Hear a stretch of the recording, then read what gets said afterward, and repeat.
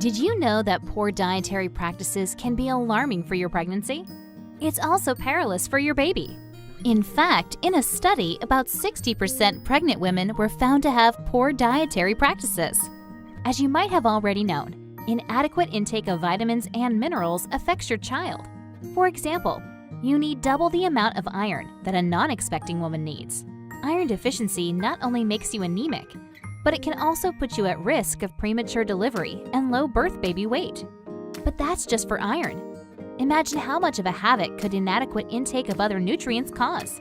We know how much your baby's health matters to you, so we decided to meet Dr. Ishi Khosla, a practicing clinical nutritionist and author of 4 renowned books, to discuss some do's and don'ts. Dr. Ishi Khosla is also the founder of the Celiac Society of India and the founder of the weightmonitor.com app.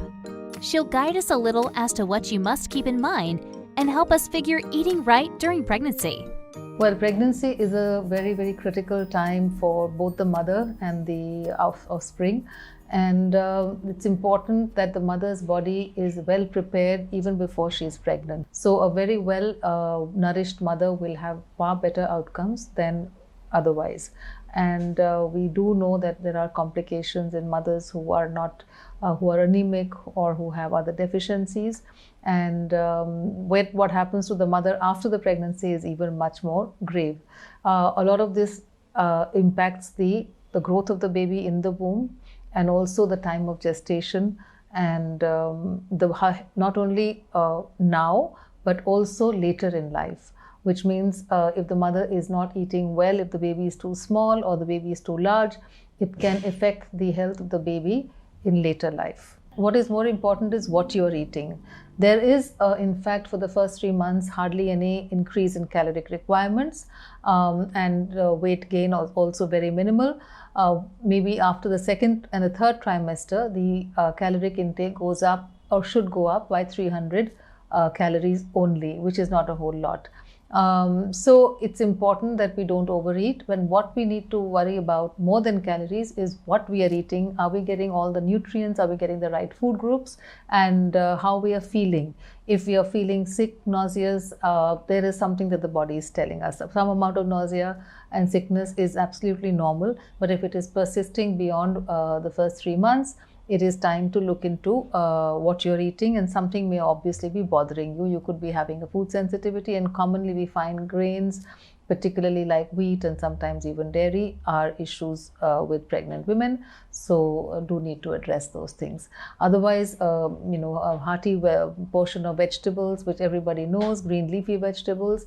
And what really is not much talked about is the intake of healthy fats. It is important. Most women actually do not take enough or adequate quantities of good fats because of the fear of extra weight gain. The point to be remembered is that healthy fats go a long way in not only nourishing the mother but the baby, and giving the baby brain food at this time. So for brain development, it's good to take a special kind of fats called the omega-3 fats, which are found in fish, which are found in several nuts like walnuts, and in green leafy vegetables, in seeds, etc. And of course, virgin coconut oil and ghee, extra virgin olive oil. These are all great sources of good fats. And nut butters, almond butter, peanut butter, all of these are again good sources of fats, which must be taken generously. Tea and coffee are best avoided, particularly coffee. Mild cups of tea, if you tolerate, it's fine. But caffeine is certainly not the best during pregnancy. Iron, of course, is given as a supplement, but foods which will help include iron absorption include vitamin C and amla, and plenty of vegetables like green leafy vegetables, beetroot and carrot juice, and anar is an excellent source of blood building nutrients. Seafood, it depends on where it is from, and it can be contaminated with certain toxins. It can also be having heavy metals. So while we know it is a source of omega-3, it's best left to not more than twice a week. So my advice to everybody who's listening is to add calcium and magnesium, but do it under supervision of a qualified professional. And the myth here is that you don't need milk to provide you with calcium. You can get calcium from even plant sources. Green leafy vegetables, sesame seeds, and broccoli, kale are all good sources of calcium. If you are lactose intolerant, you can get your calcium from these foods. In India, we have a whole range of plant protein, right from all the dals. We have so many varieties of dals. We have so many varieties of beans, legumes, and chickpeas. Plus, of course, those who can have dairy, and all the nuts and seeds are also good sources of protein.